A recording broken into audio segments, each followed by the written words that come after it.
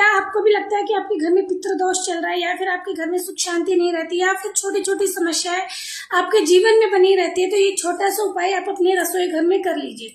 करना क्या है, आपको एक चावल का दाना अपने रसोई घर से लेना है। बस वो चावल का दाना टूटा हुआ ना हो, चावल का दाना लेना है। और उसके बाद जहाँ पे आपके घर में, आपके रसोई घर में जहाँ पे पानी का स्रोत होता है, जहाँ पीने का पानी रखा रहता है, तो वहां पर ले जाके वो चावल का दाना आपको अपनी दाहिनी हथेली पे, दाहिने हाथ की हथेली पर वो चावल का दाना रखना है। और ये शब्द का उच्चारण 7 बार करना है अपने पितरों का ध्यान करते हुए। आप वो शब्द क्या आपको बोलना, स्वधा स्वधा स्वधा स्वधा, ऐसा आपको 7 बार उच्चारण करना है। और उसके बाद उस चावल के दाने को किसी भी शिव मंदिर में जाकर शिवलिंग के ऊपर अर्पित करके आ जाइए।